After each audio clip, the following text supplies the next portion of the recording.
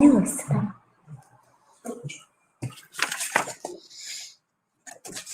подевают очки. Все, можно начинать? Да, добрый день, уважаемые коллеги, дорогие руководители образовательных организаций Республики Коми. Я очень рада, что наконец в этом учебном году мы с вами собрались на первое заседание Республиканского методического объединения руководителей образовательных организаций. И надеюсь, что, несмотря на столь длительное отсутствие общения между нами с весны фактически до осени этого года, мы все-таки с вами, несмотря на всю ситуацию, которая сейчас происходит у нас с вами в стране, свою работу будем осуществлять также ответственно, организованно, и будем рассматривать те вопросы и решать те проблемы, которые в повседневной вашей деятельности возникают. И сегодня на первую повестку дня у нас первое заседание, очень большая повестка вынесена вопросов, и мы начинаем нашу работу. Первое я предоставляю слово Волковой Анжелике Васильевне, старшему методисту Центра развития общеобразования, социализации и воспитания личности Коми Республиканского института развития образования. Вопрос – это республиканские методические объединения педагогов, их деятельность, да, и результаты деятельности за прошлый учебный год. Пожалуйста, Анжелика Васильевна. Спасибо, Александра Васильевна. Добрый день, уважаемые руководители образовательных организаций. Мы рады приветствовать вас в Коми Республиканском институте развития образования на первом заседании РМО руководителей общеобразовательных организаций. Вы, наверное, знаете, что с 2017 года на базе Коми Республиканского института развития образования осуществляют свою деятельность республиканские методические объединения педагогических работников.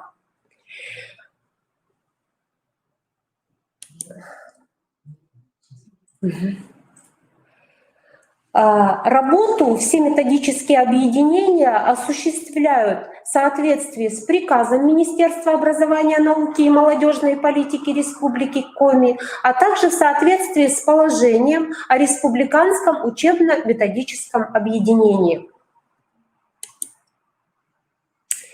Все научно-методическое сопровождение методических объединений осуществляет Коми Республиканский институт развития образования. На сегодняшний день осуществляют деятельность 27 республиканских методических объединений. Хочется сказать, что в прошлом году методических объединений было 24. Что же изменилось в этом году? Мы разделили Республиканское методическое объединение руководителей школ и учреждений дополнительного образования и новое республиканское методическое объединение — это руководители дошкольных образовательных организаций. Не было также методических объединений заместителей директоров по учебной работе и заместителей директоров по воспитательной работе. Уже первое заседание заместителями директоров у нас прошло 6 ноября, а с заместителями директоров по воспитательной работе мы планируем встретиться 18 ноября. Уважаемые коллеги, в этом году также мы разделили два республиканских методических объединения. Это педагоги-психологи и социальные педагоги вместе сейчас, а также появилась новая РМО логопеды и дефектологи.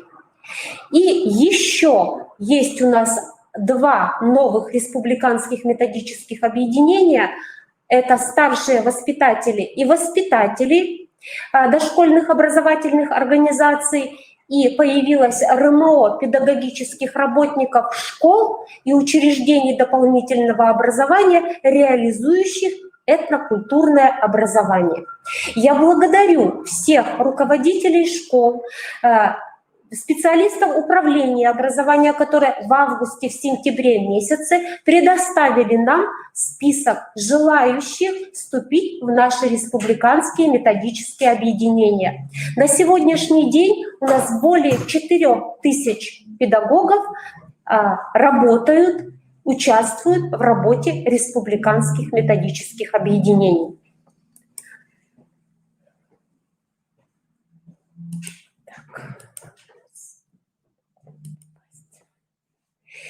Какова же цель деятельности наших методических объединений? Сформировать вертикаль государственного, общественного управления системой общего образования Республики Коми и новую многоуровневую систему методического сопровождения деятельности педагогов и руководителей, посредством которых создаются условия для принятия обоснованных решений на основе системного видения дальнейших изменений. Также создаются условия для оказания педагогам адресной помощи, повышается качество образования и управления в Республике Коми. Ставьте туда, ничего страшного. Деятельность методических объединений направлена на решение следующих задач. Организация обсуждения приоритетных направлений развития образования в Российской Федерации, в Республике Коми, экспертная оценка лучших педагогических практик в системе дошкольного, общего, дополнительного образования, в том числе организации интеллектуальных конкурсов, предметных олимпиад для одаренных детей, экспертиза проектов, программ, результатов научно-исследовательских работ, реализуемых на разных уровнях образования. Также экспертная деятельность в предметных комиссиях при проведении государственной итоговой аттестации по образовательным программам среднего общего образования, основного общего образования, ВПР.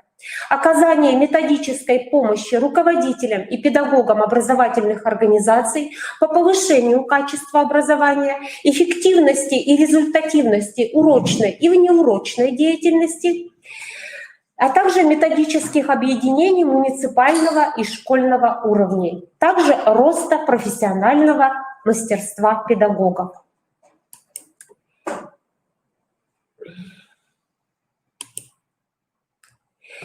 Каковы же формы организации деятельности республиканских методических объединений? Заседания по положению проходят не менее 4 раз в год, но я скажу, что их бывает и больше. Также методические объединения занимаются публикационной деятельностью, осуществляют методические практикоориентированные семинары, конференции различного уровня по актуальным вопросам и проблемам повышения эффективности образования, проводят различные вебинары, видеоконференции и участвуют в работе республиканского портала «Открытое образование Республики Коми». Я хочу сказать, что за прошлый учебный год проведено более 50 заседаний республиканских методических объединений, и наши руководители РМО, наши члены республиканских методических объединений приняли участие в более чем 70 различных семинарах, вебинарах, конференциях международного, всероссийского, регионального уровня.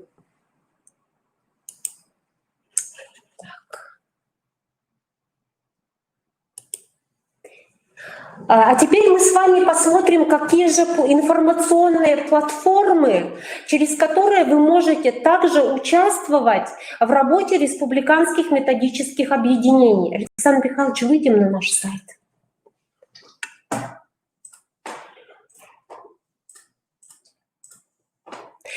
Вы видите сайт Института развития образования, где же найти информацию о республиканских методических объединениях.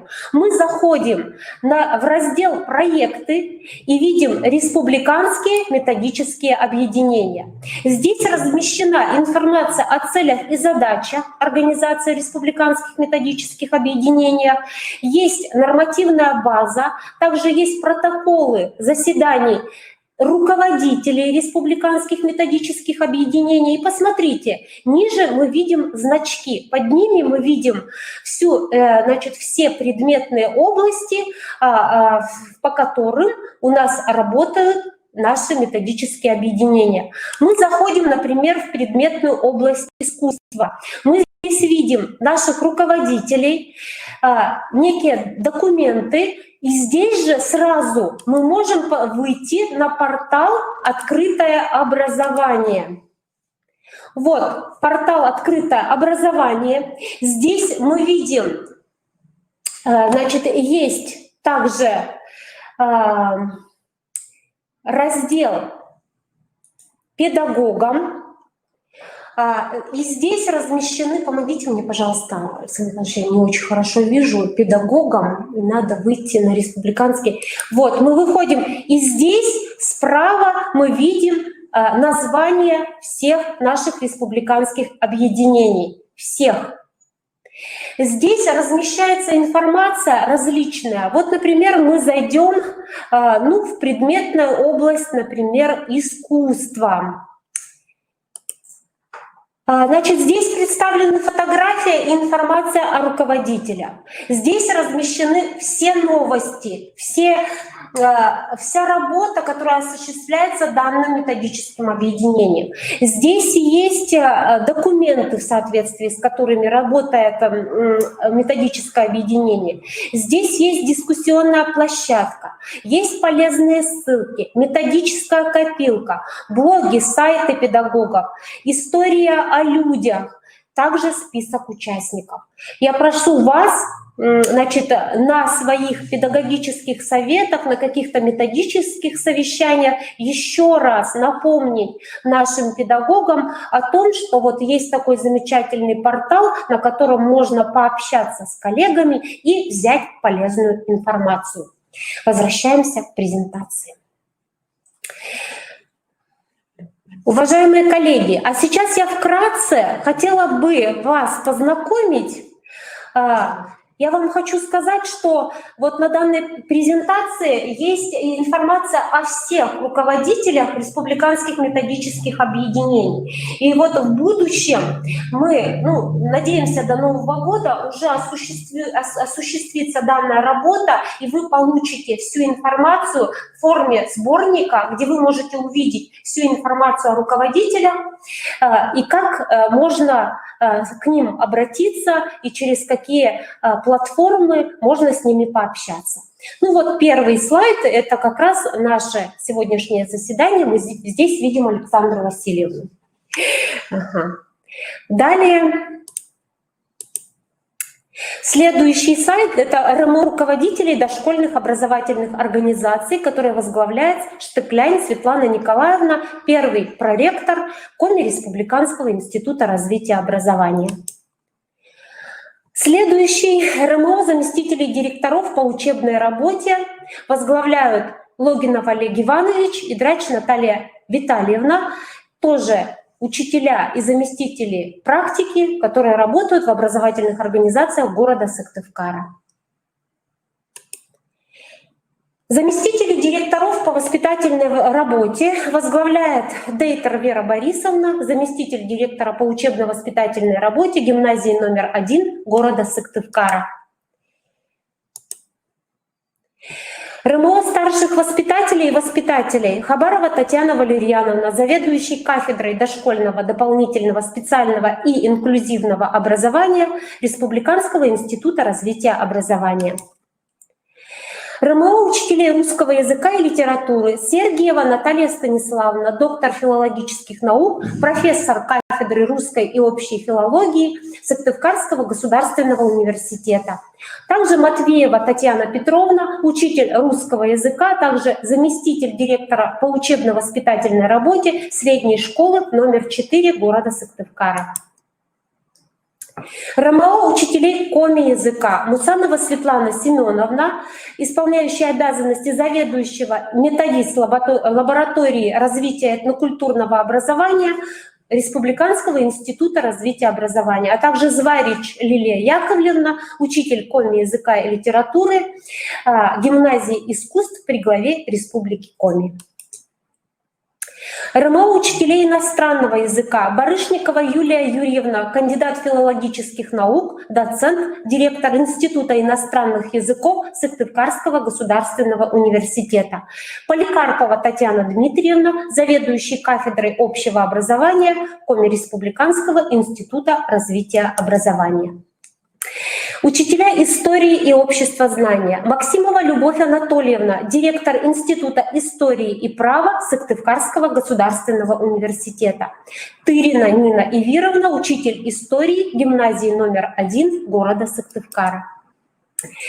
Учителя физики и астрономии: Кирпичева Ольга Анатольевна, преподаватель физики, заведующий социально-педагогическим отделением Сыктывкарского гуманитарно-педагогического колледжа. Также Рубцова Светлана Валерьевна, учитель физики средней общеобразовательной школы номер 18 города Сыктывкара. Учителя химии: Полля Наталья Николаевна Олеговна, учитель химии гимназии имени Пушкина. Учителя математики: Русанова Мария Анатольевна, учитель математики физико-математического лицея-интерната. Учителя географии: Косолапова Лариса Михайловна, учитель географии Выльгородской школы номер 1. Селявка Виктория Владимировна, заместитель директора по учебно-воспитательной работе, учитель географии средней общеобразовательной школы номер 38 города Сыктывкара. Учителя комплексного курса «Основы религиозных культур и светской этики». Ичеткина Тамара Александровна, методист Коми Республиканского института развития образования. Также Казимирская Наталья Витальевна, заместитель директора по воспитательной работе, учитель ОРКСЭ средней общеобразовательной школы номер 43 города Сыктывкара. Учителя информатики: Лешок Вячеслав Алексеевич, заведующий Центром информационных технологий и образования Коми Республиканского института развития образования. Также Гусарова Любовь Ивановна, учитель информатики и ИКТ средней общеобразовательной школы номер 21 города Сыктывкара. Учителя биологии: Попова Варвара Петровна, учитель биологии технологического лицея города Сыктывкара. Лобанова Людмила Александровна, учитель биологии Выльгородской средней общеобразовательной школы. Учителя технологии: Калинина Наталья Николаевна, учитель технологии средней общеобразовательной школы номер 1 города Сыктывкара. Ермакова Оксана Владимировна, учитель технологий Выльгородской средней общеобразовательной школы. РМО учителей и преподавателей ОБЖ возглавляет Новикова Ирина Дмитриевна, кандидат педагогических наук, доцент, методист Коми Республиканского института развития образования. Также Осипов Олег Александрович, преподаватель, организатор ОБЖ Зеленецкой средней общеобразовательной школы. Учителя начальных классов: Юранева Людмила Григорьевна, учитель начальных классов, заместитель директора по учебной работе Выльгородской средней общеобразовательной школы. Ну и я, Волкова Анжелика Васильевна. РМО учителей физической культуры: Чукичева Татьяна Григорьевна, учитель физкультуры средней общеобразовательной школы номер 16 города Сыктывкара. Учителя предметной области искусства: Торлопова Наталья Геннадьевна, кандидат педагогических наук, старший методист Института развития образования. Жукова Надежда Александровна, преподаватель Сыктывкарского гуманитарно-педагогического колледжа имени Ивана Алексеевича Куратова. Руководители, классные руководители общеобразовательных организаций: Костромина Ирина Викторовна, учитель начальных классов, заместитель директора по учебной работе гимназии номер 1 город Сыктывкар. Игнатьева Анастасия Николаевна, методист Коми Республиканского института развития образования, которая перед вами сегодня выступит. Библиотекари: Саврасова Наталья Леонидовна, заместитель директора по информации Национальной библиотеки Республики Коми. Закацола Мария Николаевна, библиотекарь средней общеобразовательной школы номер 35 города Сыктывкара. РМО педагогических работников дошкольного образования, реализующих программы этнокультурного образования: Остапова Зоя Васильевна, кандидат педагогических наук, заведующий лабораторией национальных проблем дошкольного образования Института развития образования. РМО педагогических работников именно школ, учреждений доп. Образования, реализующих этнокультурное образование, руководитель Поляков Евгений Викторович, методист Института развития образования. Педагоги, психологи и социальные педагоги. Живилова Юлия Валентиновна, руководитель отдела социально-профилактической работы и психолога педагогического сопровождения образовательных организаций Республики Коми, Республиканского центра психолого-педагогической, медицинской и социальной помощи. РМО логопедов и дефектологов возглавила Игнатова Ярослава Игоревна, учитель логопед детского сада номер 61 города Сыктывкара. Ну и здесь вы можете увидеть информацию, так как все научно-методическое сопровождение РМО проводим мы. Здесь как раз контактные данные, куда вы можете обратиться. Уважаемые коллеги, еще раз призываю вас поработать с педагогами, рассказать о республиканских методических объединениях, направлять интересующие вас вопросы, интересующие проблемные, может быть, какие-то моменты по тем методическим объединениям, которые вы сейчас увидели. Если есть вопросы, готова на них ответить. Спасибо за внимание. Сюда. Спасибо большое, Анжелика Васильевна.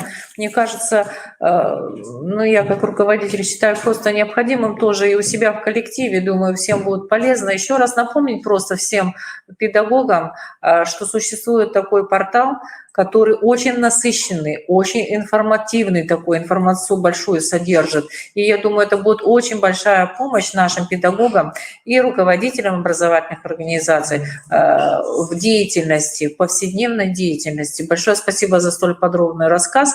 А по сайту КРИРО, в принципе, можно погулять, и все там можно найти, в том числе и видеозаписи заседаний республиканских методических объединений. Очень интересный там раздел «Методические копилки по предметам». То есть очень большая и ценная информация. Мы, наверное, тогда продолжим работу и поменяем, или, да. Хорошо, давайте. Ага.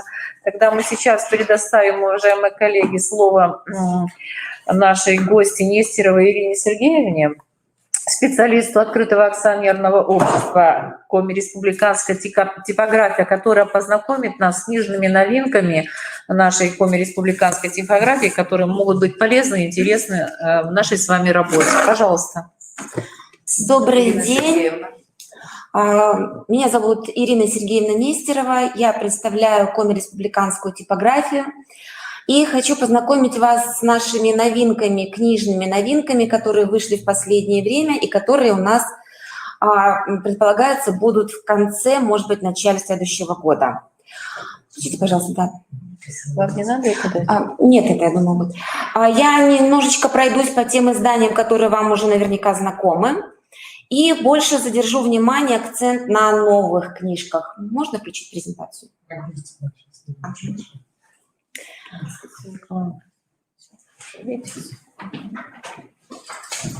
Одну секунду, пожалуйста.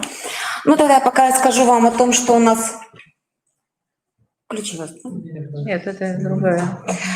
Что у нас планируется к концу года? Ну, скорее всего, это будет все-таки январь 2021 года.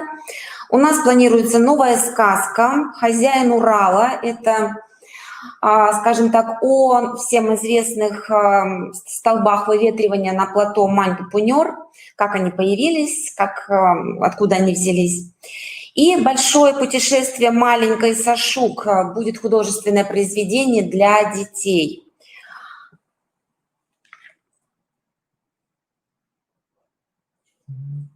Не грузится никак.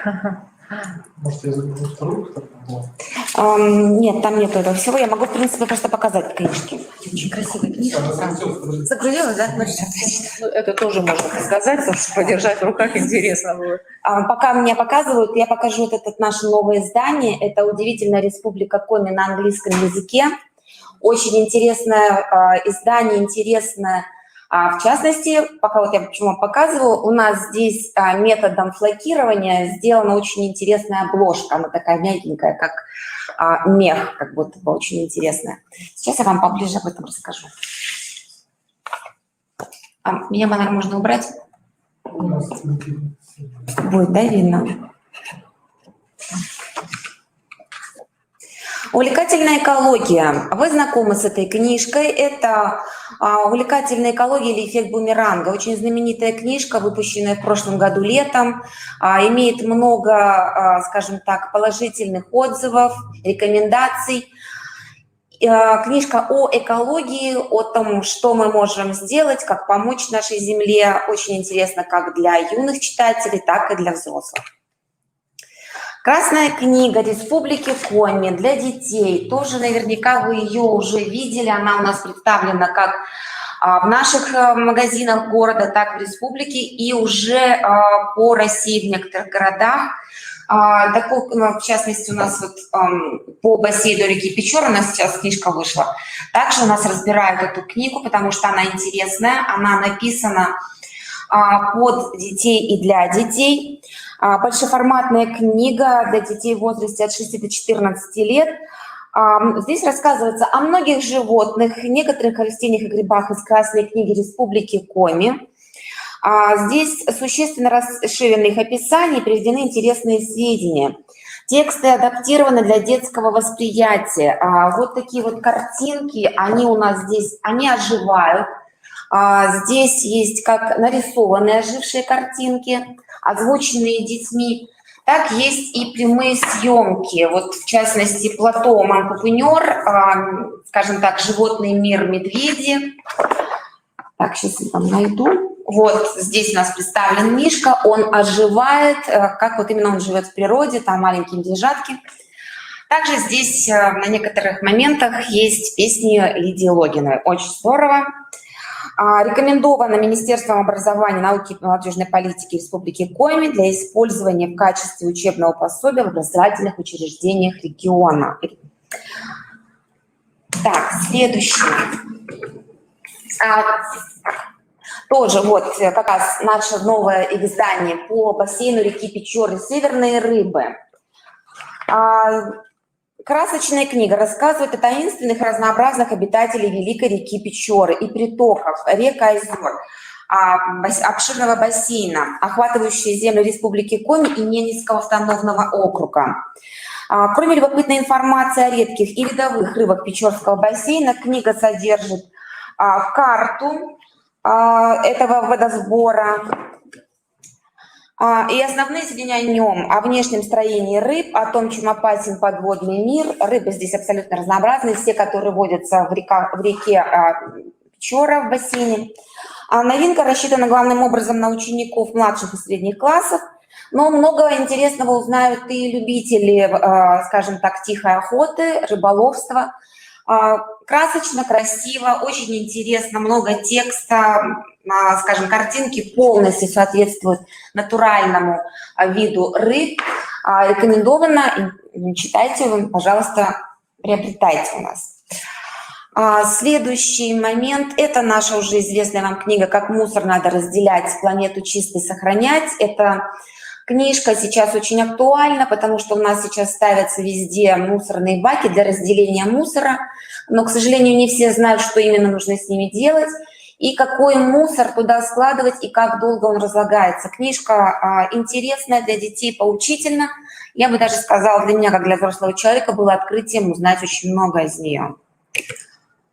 Просто о нефти. Книга о нашей республике, о том, что все-таки мы нефтяная республика, много об этом мы не знаем. Здесь очень, да, скажем так, адаптивно подается материал о добыче нефти, что такое нефть, что из нее производят, как она взялась и какие вообще свойства она имеет.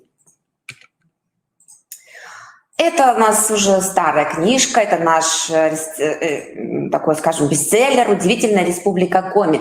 На ее основании, конечно, и была создана книжка «Удивительная республика Коми» на английском языке, но она более расширенная.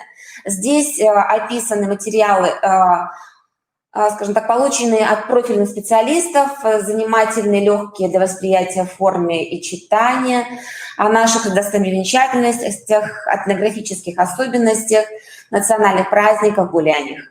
Книжка как для молодежи, так и для взрослых может быть использована как подарок. Весьма очень яркая, красочные картинки. Эту книжку вот я вам уже рассказала, вот это вот как раз наша удивительная республика Коми на английском языке. Может быть, также, как в подарок нашим гостям из зарубежья, также будет достаточно интересно для учеников изучить на уроках английского языка нашу республику Коми на английском языке. Вот, также еще одна новинка, скажем так, это activity викторина тоже на английском языке. Самое интересное в республике Коми. Рекомендовано для уроков английского языка, скажем так, уникальность этого проекта состоит в представлении республики Коми через коммуникативную грамматику английского языка. Интереснее и легче обрабатывать учебный материал на сведениях и фактах, относящихся к окружающему миру. Также рекомендовано Министерством образования. Что интересного в этой книге? Здесь есть задания, которые касаются как прошлого нашей республики Коми, животного мира, скажем так, сказок, известных людей, полезных ископаемых, растениях. Здесь затронуто все. То есть эту книгу просто берите, изучайте, скажем так, и ничего додумывать, придумывать не нужно. Очень интересно. Я думаю, это будет для уроков английского языка самый вот такой момент нашей республики Коми интересный. Так, ну также наш бестселлер «Популярная история республики Коми». Также вам уже давно знакома, начинается, скажем так, она с динозавров, заканчивается нашими современными днями. Также книга будет интересна как молодежи, так и взрослым, и также весьма прекрасна как подарочный экземпляр. Рабочая тетрадь Республики Коми в вопросах и ответах вам также знакома. Это у нас также рекомендовано как учебный вспомогательный материал в школах. Сундук с добром, раскраска, также много полезной информации. Это уже для более младшего нашего контингента детишек. Это детские игры, игрушки, национальный костюм, национальный орнамент. Серия раскрасок «Золотой лукошко». А новая наша книжка выпущена к 240-летию столицы нашего Коми-края. Сделана совместно с строительной фирмой «СКАТ». Здесь книжка уникальна чем? В процессе прочтения она должна исчезнуть. Здесь на каждой странице представлено 20 наших зданий. Здания, которые имеют исторические моменты, историческое значение, либо несколько современных зданий, которые построил СКАТ, и также новое здание, которое предполагается, новый корпус СГУ на Коммунистической 21. Книга, скажем так, такого более картонного момента, здания все объемные, собирать интересно. На донышке каждого домика будет история или история создания данного здания. Скажем так, своеобразная коллекция не только кратко расскажет про историю и особенности представленных в книге архитектурных объектов, но и позволит ее читателям, детям и взрослым заняться совместной творческой работой и почувствовать себя немножко архитекторами. Также раскраска для детей, вам знакомая, город Сыктывкар, достопримечательности. Это тоже у нас переиздание Коми народных сказок, также вам оно знакомо. Подарочная книга «Национальной Коми финно-угорских народов», подарочный экземпляр, очень яркая, интересная, скажем, очень много вкусных советов. Вот это вот у нас будет продолжение наших картайки и РК по сказке, которая вам знакома, которых также есть оживающие картинки. У нас будет выпускается сейчас книжка с несколькими сказками, где будут также представлены эти и несколько сказок других. У меня, к сожалению, пока нет обложки, чтобы вам предоставить, показать, но оговаривается, что книжка будет очень интересная. Вот она, сборник «Сказки северных ветров», лучший подарок детям республики к Новому году. Будет 12 сказок, которые созданы по мотивам древних коми-легенд: Йен и Омель, Йома, Ягморт, Верса, Чукля, Васа, Еркап, Картайка и многие другие. Если вы знакомы с нашими Еркап и Картайкой, вы наверняка обратили внимание, что они идут под, скажем так, Республику Коми, под ее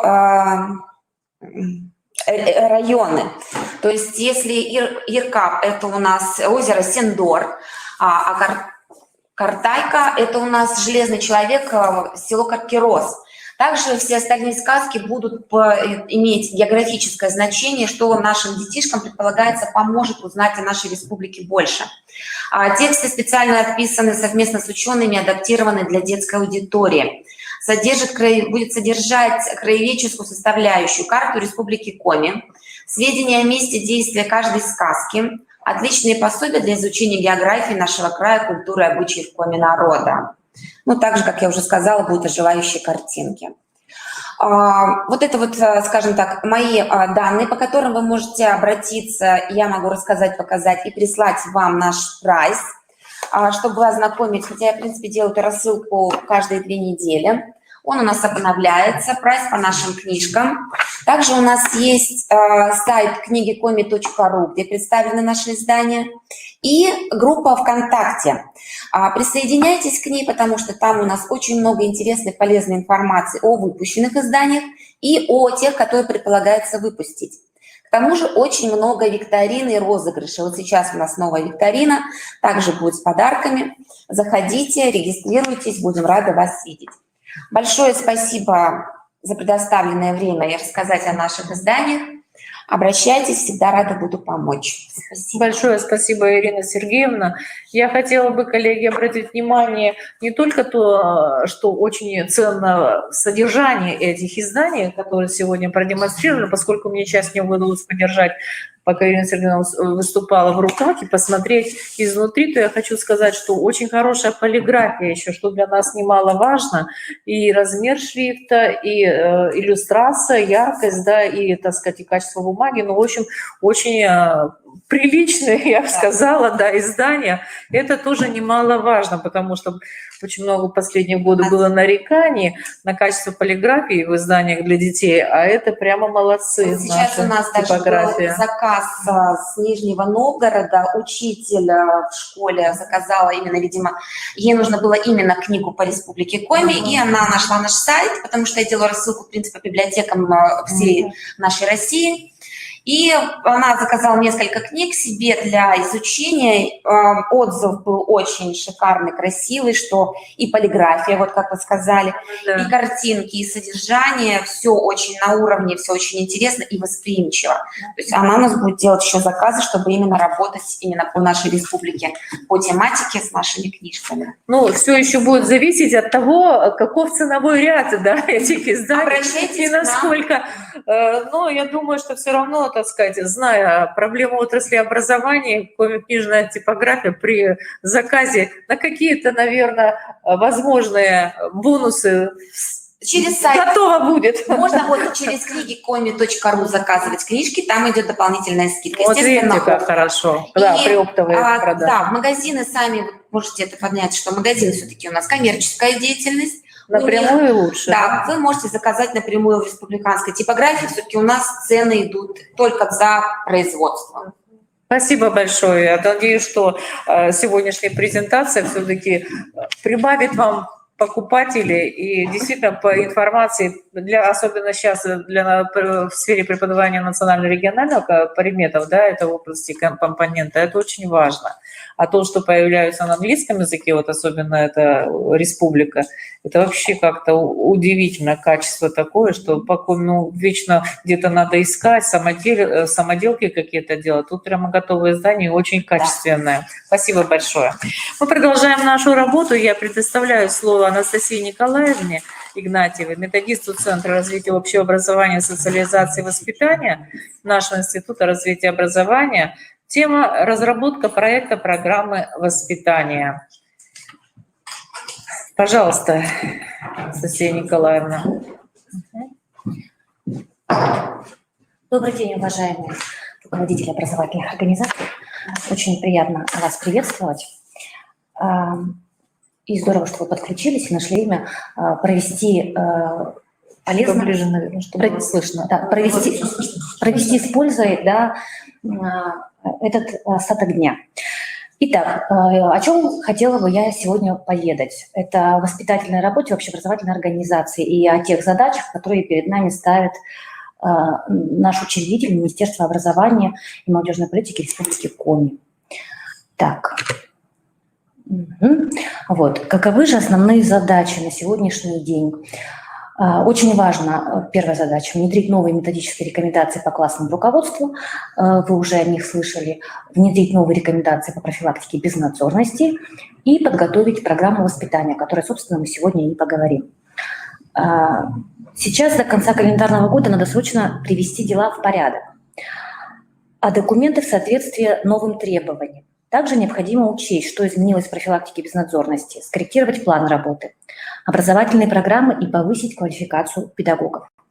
А еще по-прежнему стоит третья задача – подготовить программу воспитания. Важно оценить качество воспитательной работы в вашем учреждении. Так вы узнаете, как в программе учесть потребности своей школы. В ежегодном послании президент подчеркнул, что необходимо создавать систему мотивации классных руководителей, которая повысит эффективность воспитательной работы и социализации школьников. Поэтому в Министерстве просвещения разработали критерии оценки эффективности деятельности классных руководителей и направили рекомендации по организации их работы в регионы. Письмо Минпросвещения от 12 мая 2020 года. Я думаю, что вы уже с ним знакомы. Рекомендации разработаны в том числе, чтобы защитить права и свободы классных руководителей, устранить избыточную отчетность. Условия работы классных руководителей существенно изменились по сравнению с прошлыми методическими рекомендациями от 2006 года. Тут представлю слайд. Да, каким образом они изменились. То есть цель получила другую формулировку, и число задач уменьшилось с 9 до 5. А вот функции классного руководителя министерство разделило на две части – инвариантную и вариативную. Инвариантная часть, то есть часть, которая не может подвергаться изменениям и обязательно к присутствию в программе, да, и для реализации на практике, это функции, какие же появились. Да? Если они с 2006 года до 2020 были следующими: организационно-координирующие, коммуникативные, аналитико-прогностические, контрольные, то с 2020 года в соответствии с методическими рекомендациями инвариантная часть включает 6 позиций. Это личностно ориентированное воспитание и социализация учеников в классе, воспитание и социализация класса как социальной группы, воспитание и взаимодействие с родителями несовершеннолетних учеников, во взаимодействии с родителями несовершеннолетних учеников, воспитание во взаимодействии с педагогическим коллективом, тоже очень важно, воспитание во взаимодействии с социальными партнерами, ведение и составление документации. Вот эти 6 позиций, инвариантная часть. Добавляются еще вариативные функции, да, те, которые вот отражают непосредственно школьный уклад каждой конкретной школы. Документы, которые я представляю для ознакомления, будут также прикреплены к видеотрансляции, чтобы было читабельно и вам было удобно с ними ознакомиться. Ну вот видите, да, слайд такой яркий, и в углу, да, красиво обозначена та сумма, которую классные руководители наконец-то с начала учебного года 2020-2021 стали получать за классное руководство. Это очень серьезный и ответственный труд. И вот в течение всего этого года мы формируем ту систему, да, взаимодействия и ту систему стимулирования классных руководителей, которая вот ляжет в основу для поощрения классных руководителей, в том числе и нематериального. Да? Далее. Специфика классного руководства состоит в том, что воспитательные цели и задачи реализуются как в отношении каждого ученика, так и в отношении всего класса. Классный руководитель должен учитывать индивидуальные возрастные и личностные особенности, образовательные запросы, состояние здоровья, семейные и прочие условия жизни школьников. Поэтому педагог должен постоянно взаимодействовать с семьями учеников, с коллегами, администрацией, школой и внешними партнерами. Все эти моменты важно отразить в положении. Также важно обозначить критерии оценки эффективности деятельности классного руководителя. Вот, произвести анализ, да, деятельности, воспитательной деятельности классных руководителей все-таки рекомендуем в этом календарном году, да, к Новому году, вот произвести такой анализ для того, чтобы можно было разработать программу воспитания уже в соответствии с теми особенностями, которые осуществляются вашей образовательной организацией. Для критерий оценки эффективности деятельности классного руководителя есть направления оценки. Предлагаются разные варианты, вот один из них. Эффективность процесса деятельности. Сюда входит комплексность, это степень охвата в воспитательном процессе направлений, которые обозначены в нормативных документах. Адресность, степень учета в воспитательном процессе возрастных и личностных особенностей детей, характеристик класса. Инновационность, степень использования новой по содержанию формам подачи информации, которая личностно значима для современных учеников, интересных для них форм и методов взаимодействия, в том числе интернет-ресурсов, сетевых сообществ, ведения блогов. Системность, степень вовлеченности в решение воспитательных задач разных субъектов воспитательного процесса. По направлению результативность, какие мы отметим критерии оценок? Это сформированность знаний и представления о системе ценностей гражданина России, сформированность позитивной внутренней позиции личности ученика в отношении системы ценностей гражданина России, наличие опыта деятельности на основе системы ценностей гражданина России. На основании этих критериев разработать важно оценочный инструментарий и включить его в приложение к положению о классном руководстве. Это важно, так как по результатам экспертной оценки в дальнейшем будет проводиться материальное и нематериальное стимулирование педагогов. На что просим также обратить внимание. Вот если положение изменилось, получается, только с этого учебного года, да, многие образовательные организации, я знаю, что уже откорректировали существующее положение о классном руководстве в школе, вот. И вы предложили инструментарий, да, для того, чтобы проводить материальное и нематериальное стимулирование, все-таки вот по текущему учебному году лучше произвести, да, такой анализ, опираясь на карты наблюдений, да, или на те инструментарии, которые у вас были подключены к положению до этого учебного года, так как пока классные руководители и педагоги не все перестроились вот на ту новую систему, с которой мы сейчас вас и их, собственно, знакомим. Вот. К чему мы подходим дальше? Это методические рекомендации по профилактике безнадзорности детей, письмо Минпросвещения от 31 марта 2020 года, об этом мы тоже будем говорить. И с этим тоже, с этой работой, с перспективами такой работы тоже будем вас знакомить. Эти рекомендации содержат ключевые направления работы школы и других участников системы профилактики. Документ разработали для реализации концепции развития системы профилактики безнадзорности и правонарушений несовершеннолетних на период до 2020 года. Почему мы сейчас об этом говорим и обращаем ваше внимание? Да? То есть мы рекомендуем разделить план профилактических мероприятий школы на 3 блока. Они указаны на слайде. То есть предупреждение безнадзорности, беспризорности и антиобщественных действий детей. Далее защита прав и социально-педагогическая реабилитация, а также выявление случаев вовлечения детей в правонарушения. В каждом блоке необходимо предусмотреть мероприятия со школьниками, родителями, другими организациями и органами. Да? То есть вот мы говорим, да, о непосредственно обучающихся, их родителей, законных представителей и партнеров, с которыми сотрудничает образовательная организация. Можно внести изменения в рабочие программы по предметам и курсам внеурочной деятельности, программы воспитания и социализации, которые еще действуют в этом году, программы формирования учебных универсальных действий, чтобы мероприятия по профилактике безнадзорности стали частью реализации основной общеобразовательной программы, да, и в комплексе осуществлялась вот эта работа, чтобы мы были готовы к тем изменениям, которые вот, в связи с принятием методических рекомендаций к нам пришли. Да. Инициируйте социально значимые проекты, экологические, благотворительные конкурсы и акции. Участвуйте в подобных мероприятиях на региональном и федеральном уровнях. Это очень важно. Сотрудничайте с другими школами, организациями, органами системы профилактики безнадзорности. Мы предлагаем использовать совместные продукты, делиться опытом. Например, распространять успешные проекты, программы, методические материалы, образовательные кейсы. Далее.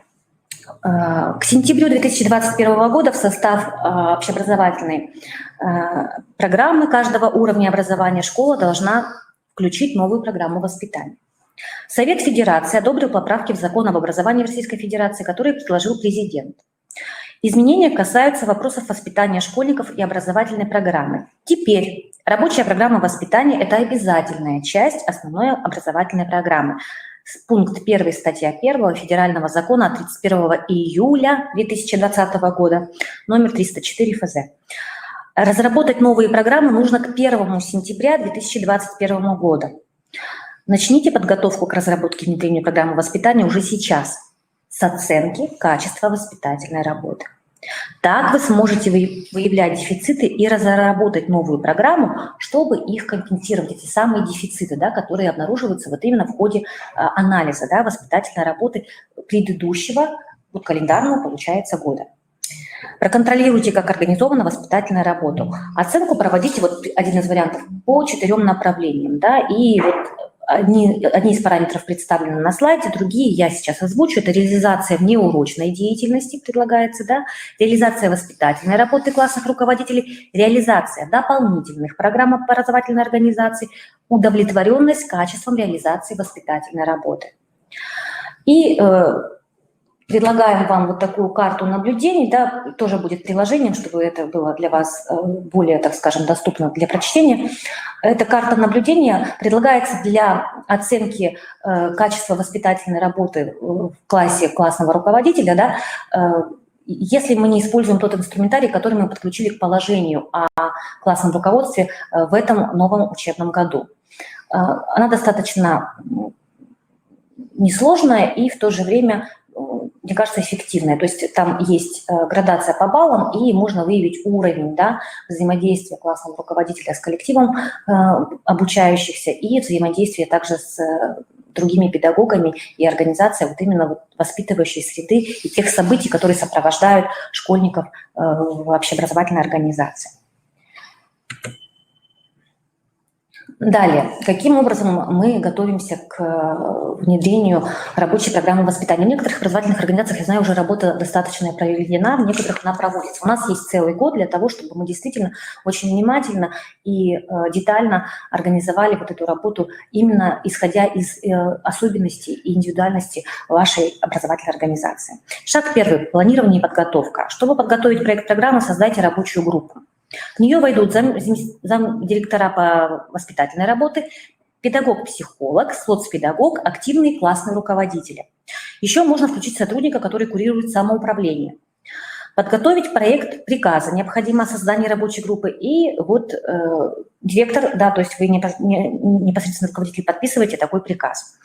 Важно изучить также состояние воспитательного процесса в школе, например, в форме педагогического мониторинга, привлекая педагога-психолога. То есть можно применить диагностические материалы по направлениям педагогическое управление воспитательным процессом, уровень воспитанности учеников, эффективность педагогического сотрудничества с организациями и общественностью в области воспитания, участие педагогических работников в воспитании детей и молодежи. Шаг второй. Разработка проекта программы воспитания. То есть программа воспитания должна включать пояснительную записку, 4 раздела и план воспитательной работы. Об этом очень подробно сказано, да, на сайте программы воспитания. К ней можно обратиться просто в поисковике. Если вы наберете, то выйдете на сайт, и там достаточное количество документов, которые направляют действительно нас, педагогов, работающих над созданием программы воспитания, рабочей программы воспитания. Рабочая программа воспитания теперь обязательная часть основной образовательной программы. Поэтому разработайте, вот тут уже есть немножко спора, но все-таки, да, предлагается вариант такой, 3 рабочих программы воспитания для начального общего образования, основного общего образования и среднего общего образования. Они будут отличаться друг от друга формулировками целевых приоритетов и задач в разделе «Цели, задачи воспитания» и набором модулей в разделе «Вид, формы и содержание деятельности». Остальные разделы вы можете продублировать для 3 уровней образования. Да? То есть вот разработчики программы, тоже сейчас недавно был семинар в онлайн-режиме, они тоже практики больше склоняются к тому, чтобы программа была одна единственная, да, и только 3 календарных плана ее сопровождали на уровне образования, начальное, общее и среднее. А люди, которые работают больше с нормативными документами, да, и сопровождают внедрение программы, рабочей программы воспитания, они все-таки настаивают на том, что если существует по уровням, да, образовательной программы, то, наверное, и программа воспитания тоже должна, ну, где-то в части, где дублируется, в части, где отличается, вот я озвучила, да, эти разделы, то есть прописано отдельно по уровню. В Возьмите за основу примерную программу воспитания. Это программа Российской академии образования от 2 июня 2020 года. Это своеобразный конструктор, который позволяет школе корректировать содержание основных разделов на свое усмотрение. Уберите из него неактуальную для уровня образования информацию и добавьте то, что нужно именно вашей школе. Ориентируйтесь на реальную воспитательную деятельность, которую ваша школа будет осуществлять. То есть не надо гоняться за количеством модулей, да, а все-таки отражать ту реальную работу, которая проводится действительно насыщенная, которой ваша образовательная организация. Рабочая программа воспитания вашей школы должна быть краткой и ясной. Опишите в ней конкретную предстоящую работу с детьми. Не нужно писать общие рассуждения о воспитании. Вот к этому призывают разработчики прежде всего. Шаг 3. Так, нормативно-правовое обеспечение. Важно создать новые и внести изменения в существующие документы школы, да, вот о чем мы говорили. Разработать локальные акты, которые регламентируют деятельность школы по реализации программы воспитания. То есть важно подписать договор о взаимном сотрудничестве организации совместной деятельности с социальными партнерами, обращаем ваше внимание, учреждениями культуры, дополнительного образования и другими. Важно составить приказ о внесении изменений вообще в общую образовательную программу, чтобы включить программу воспитания в состав основной общей программы, начального общего образования, основного общего образования, среднего общего образования. 4 шаг. Обсуждение и согласование проекта программы. Так, подождите, это уже 5, сейчас немножко вернемся к 4, да. То есть важно согласовать проект программы со всеми участниками образовательных отношений. На это мы обращаем особое внимание. То есть для педагогов необходимо провести вот ближе к концу, наверное, учебного года заседание педсовета. Для школьников важно вынести этот вопрос на повестку заседания совета учеников. Для родителей на совет родителей мы предлагаем тоже материал, да, и ознакомление, и знакомим родителей также на общешкольном родительском собрании вот с новой рабочей программой воспитания. 5 шаг. На вопросы тоже немножко отвечу чуть позже, да, сейчас вот все-таки озвучу тот материал, с которым важно вас ознакомить, уважаемые руководители. Календарный план воспитательной работы вы готовите на следующий учебный год. 2020-2021 год учебный, да, школа дорабатывает по имеющемуся плану. Новый план должен соответствовать рабочей программе воспитания основной общей программы уровня образования. Чтобы выполнить задачи рабочей программы, зафиксируйте воспитательные мероприятия и сроки их проведения в календарном плане воспитательной работы. План конкретизирует деятельность школы. Календарные планы воспитательной работы составляются ежегодно для каждой ступени уровня общего образования, начального, общего, среднего. В календарных планах воспитательной работы важно указать критерии категории школьников, для которых будут организованы те или иные мероприятия. Не надо устанавливать жесткие рамки для мероприятий конкретного класса. Школьники должны участвовать в них на добровольной основе. Составьте календарные планы воспитательной работы для 3 уровней общего образования. Когда будете это делать, ориентируйтесь на модули, которые вы включили в рабочие программы воспитания для конкретного уровня образования. Да? Если школа небольшая, то возможно пересечение мероприятий на разных уровнях. Оформите календарный план воспитательной работы удобно в виде таблицы. Распределять мероприятия можно по-разному. Первый вариант по модулям, да, вот то, что предлагают разработчики, модули вариантные и вариативные. И второй по учебным периодам или месяцам. 6 шаг – изменение основной образовательной программы. Рабочая программа воспитания должна стать частью основной образовательной программы. Пункт 9, статья 2, статья 12.1 да, Федерального закона от 29 декабря 2012 года. При этом основная образовательная программа должна соответствовать ФГОС уровня образования и иметь определенную структуру. Да? Поэтому для каждой общей образовательной программы вы разрабатываете отдельную рабочую программу воспитания, отражаете в ней особенности ФГОС уровня образования. Вот на это тоже разработчики обращают внимание. Таким образом проводится пошагово работа по внедрению рабочей программы воспитания образовательной организации. Где-то, я знаю, уже изменения были внесены в программу, да, в соответствии с теми модулями, которые предложены в рабочей программе воспитания в некоторых образовательных организациях. И уже эти образовательные организации осуществляют работу в соответствии с новой рабочей программой.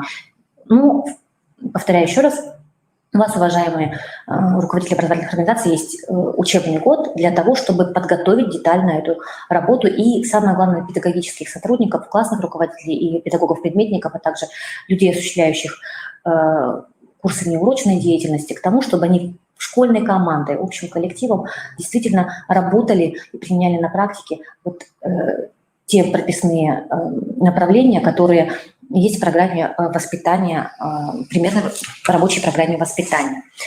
Далее я хотела бы обратить ваше внимание на календарь образовательных событий. Да? Мы предлагаем на своем сайте Коми Республиканского института развития образования портал методический в помощь классным руководителям и другим педагогам, которые осуществляют воспитательную деятельность в образовательных организациях. Ну вот существует календарь образовательных событий на уровне Министерства просвещения, он утверждается на каждый учебный год. Да?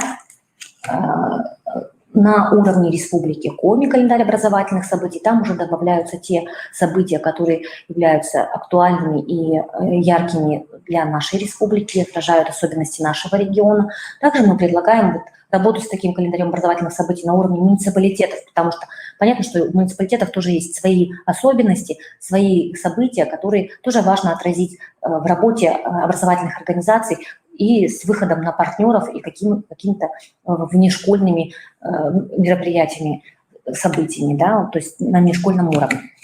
Вот. Ну и вот такой портал мы предлагаем на нашем сайте, если можно, да, немножечко провожу, да, проведу экскурсию, провожу наших руководителей, обращу их к нашему порталу, как можно, ну, если вот педагоги вот заинтересованы, как можно с ним поработать. То есть мы спускаемся по нашему сайту, и вот тут такая вкладочка есть, календарь образовательных событий. То есть мы сюда заходим, и здесь уже вот отражены те события, которые нас ожидают, да, образовательные события, которые нас ожидают вот в месяце ноябрь. И по ссылке мы заходим, и уже можем работать с материалом, который предлагается для классных часов, курсов неурочной деятельности и некоторый момент для, так скажем, реализации на школьных уроках, в том числе, да, по темам, пересекающимся школьными уроками. Ну, то есть вот мы предлагаем какие-то видеоформаты, какие-то викторины, презентации интересные, которые вот могли бы быть в помощь действительно вашим педагогам и стали бы интересным, ярким событием в жизни классного коллектива, обучающихся в вашей школе. Так, можно вернуть обратно, если не сложно. Хорошо. Спасибо. То есть вот такой календарь образовательных событий. Мы наполняем его, предлагая вниманию ваших педагогов и в том числе вас, уважаемые руководители, потому что весной 2021 года мы планируем запустить республиканский конкурс «Календарь образовательных событий», конкурс методических разработок, которые, мы надеемся, будут представлены масштабно, потому что у нас много талантливых и ярких педагогов в нашей республике. И вы знаете о том, насколько талантливы ваши педагоги.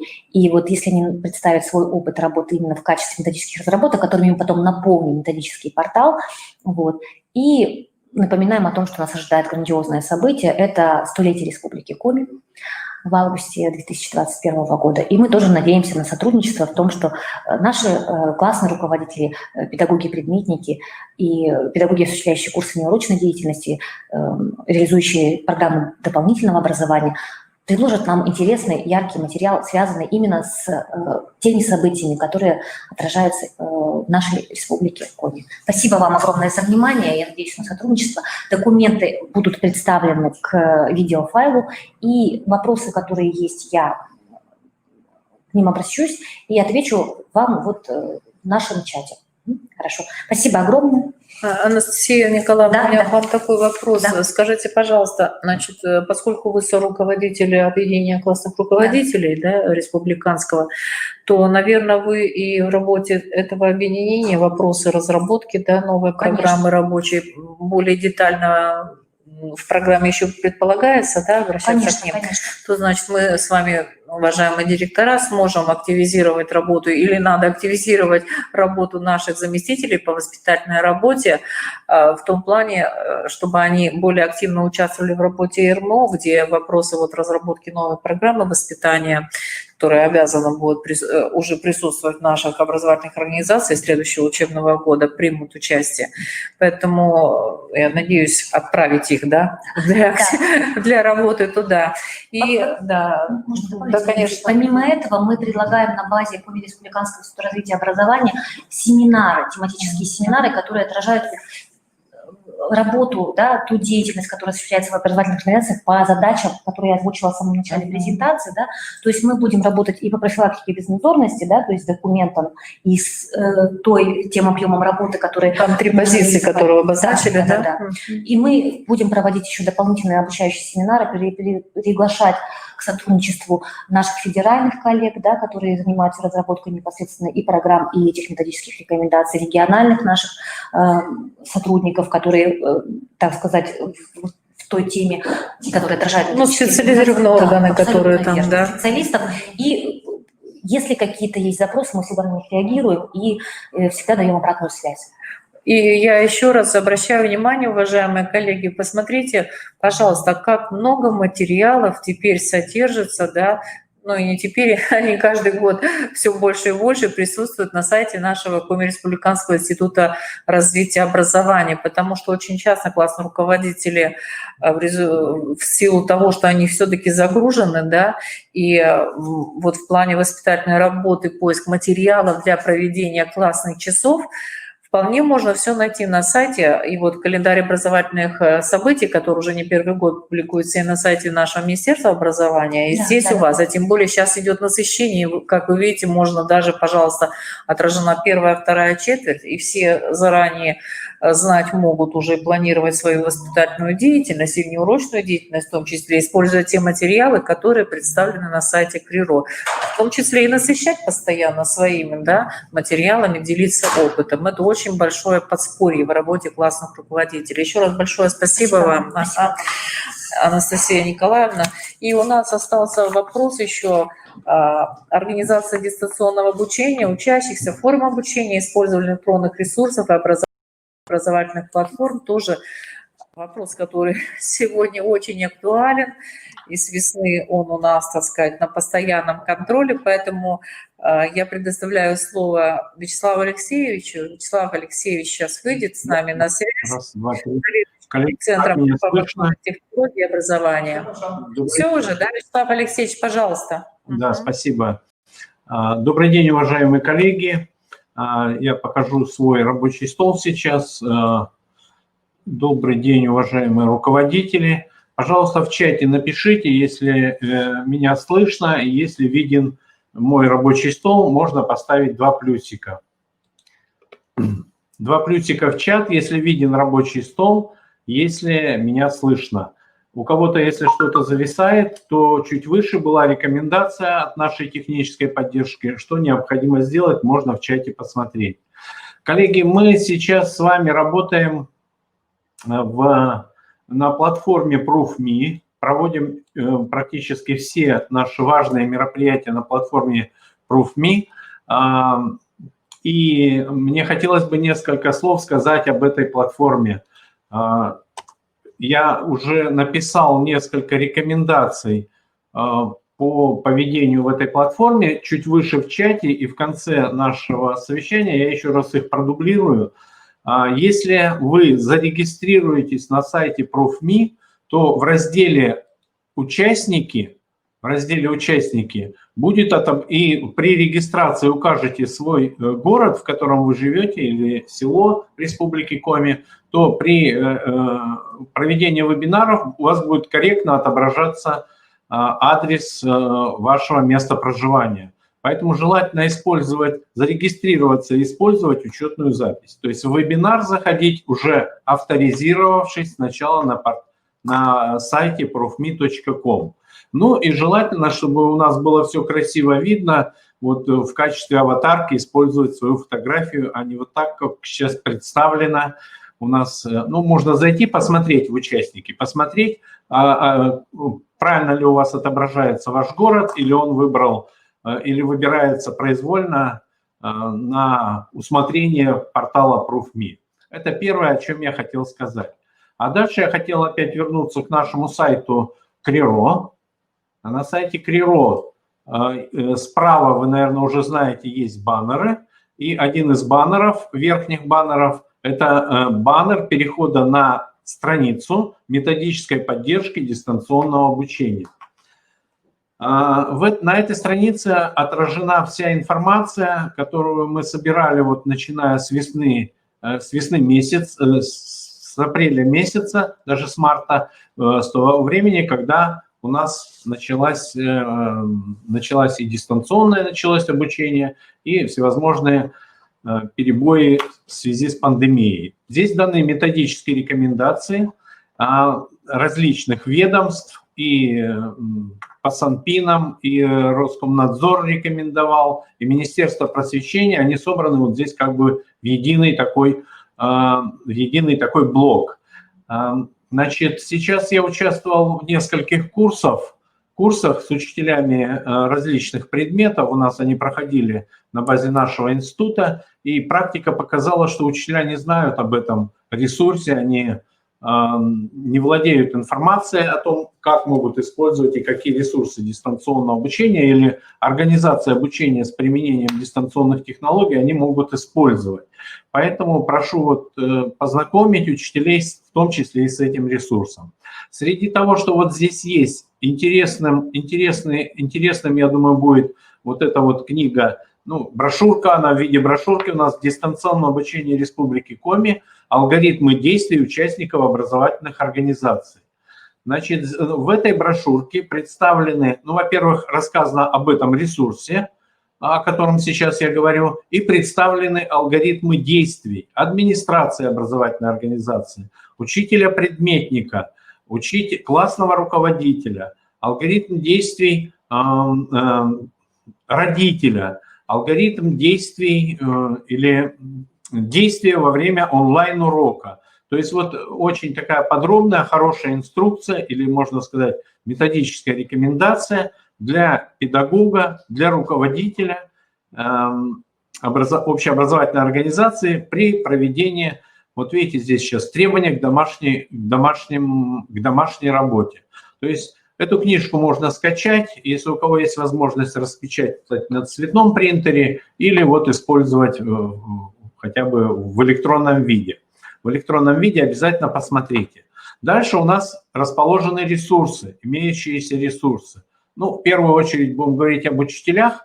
В условиях моего, поскольку у меня время ограничено, то по родителям, по преподавателям профессиональных образовательных организаций вы посмотрите, возможно, самостоятельно. Значит, в федеральных ресурсах перечислены все те ресурсы, с которыми мы с вами работаем и с которыми работают учителями. Это и российская электронная школа, это Е-класс, это Учи.ру. Ну вот я, например, придерживаюсь такого мнения, что школа, руководители школы, это директор, заучи, должны проводить определенную политику в выборе платформ, на которых учителя могут проводить, ну пусть дистанционное обучение или использовать как элемент обучения с применением дистанционных технологий. У вас всяко в школе есть уже группа учителей, которая работает на Учи.ру.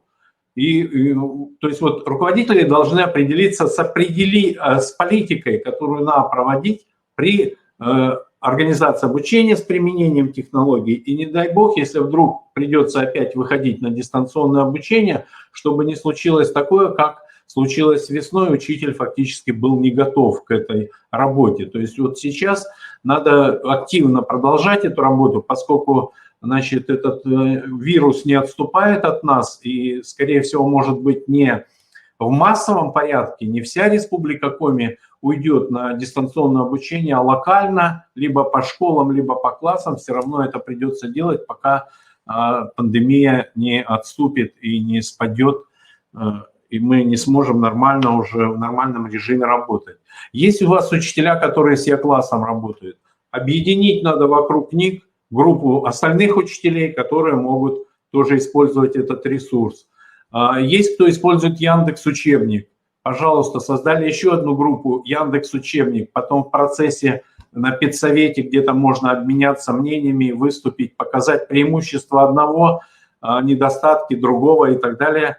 Вот в таком плане я бы рекомендовал организовать эту работу. То есть использовать платформы не так, что одно с этого, другое с этого, это и учитель теряется, как бы что, где, откуда взять, и, возможно, ему будет сложнее сориентироваться. А если такие группы начнут сейчас работать, то, в принципе, можно, это будет нормально, можно будет делать. Кстати, здесь не указана пока еще Московская электронная школа.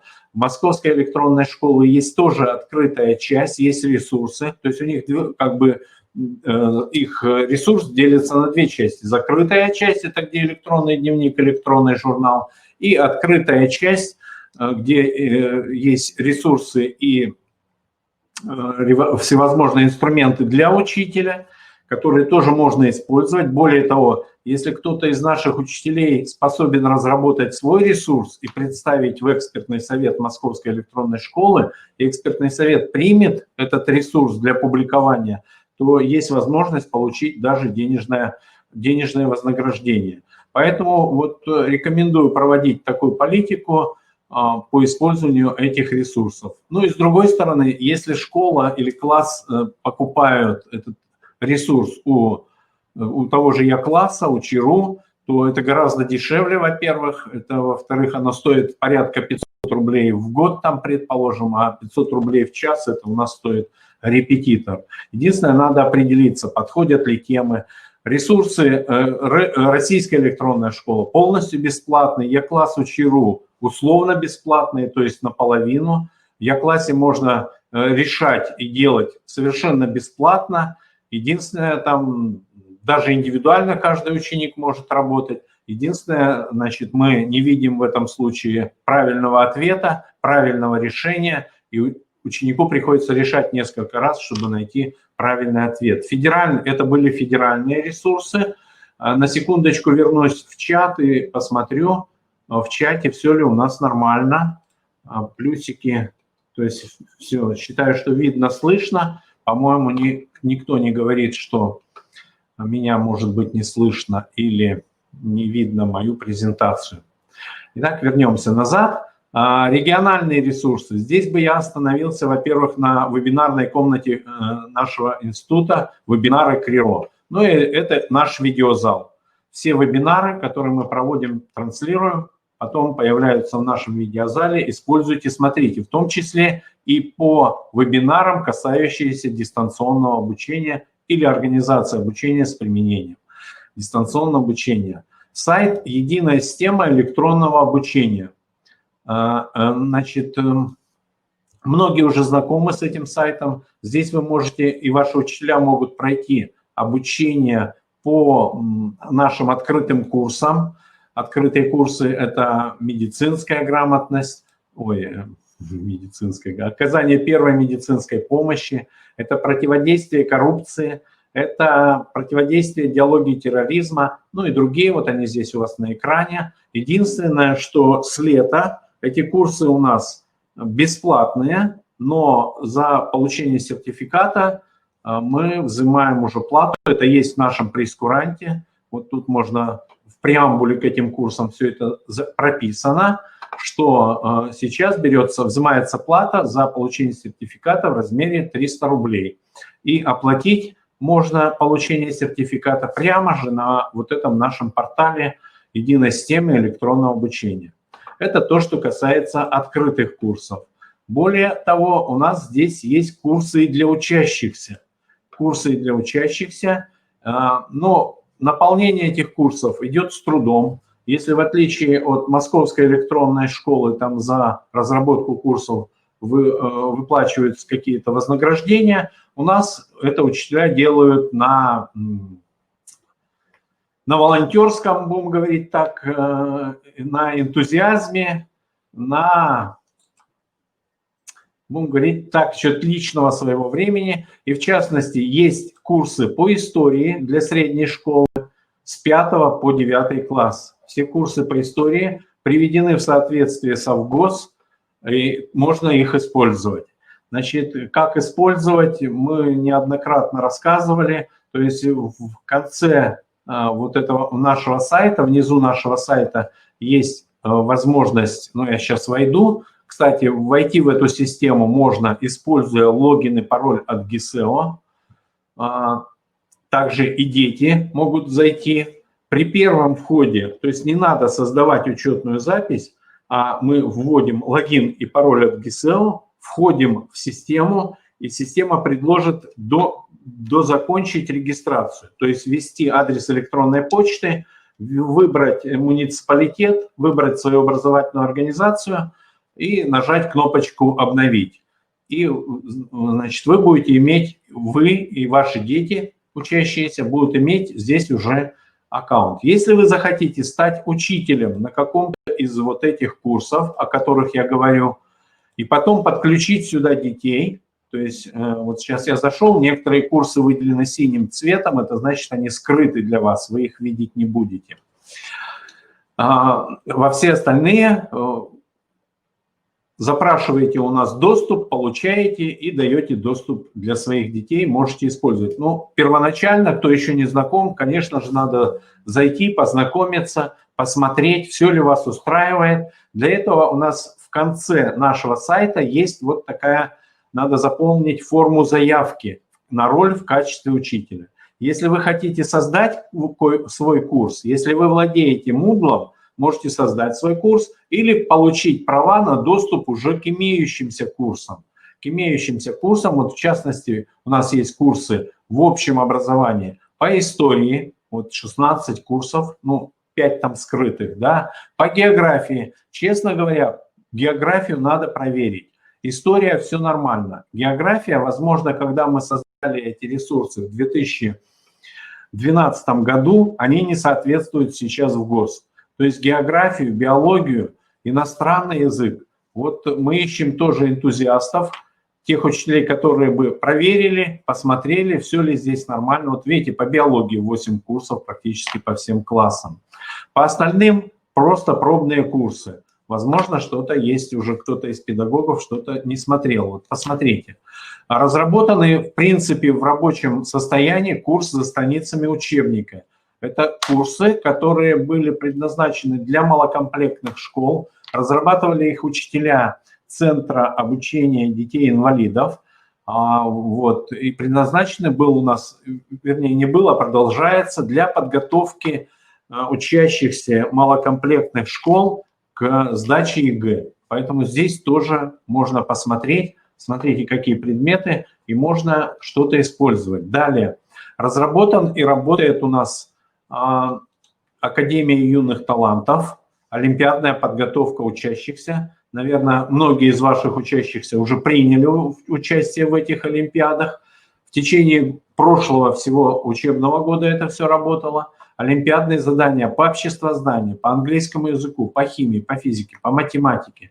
Все продолжается, все работает. Учащиеся, успешно прошедшие здесь обучение, получают сертификат. Ну и успешно сдавшие итоговые тесты получают сертификат участника этих курсов. То есть вот есть у нас такая система, надо пользоваться, надо, если есть учителя, которые владеют Moodle, они могут сделать любой курс под себя, и потом мы, естественно, его предоставляем всем другим участникам нашего педагогического сообщества. Поэтому, пожалуйста, здесь тоже используем. Здесь же у нас для педагогических работников мы должны выполнять показатель по охвату обучения учителей на курсах повышения квалификации, связанных с цифровой образовательной средой, с электронным обучением. Ну вот, в частности, цифровая грамотность педагога, разработка электронных ресурсов, электронных образовательных ресурсов, но этот курс платный. Этот курс платный. Значит, он рассчитан на 36 часов, и поэтому соответствует цене нашего прескуранта тоже где-то порядка 2000 рублей. Это все стоит. Дальше я хотел вернуться обратно к нашему ресурсу.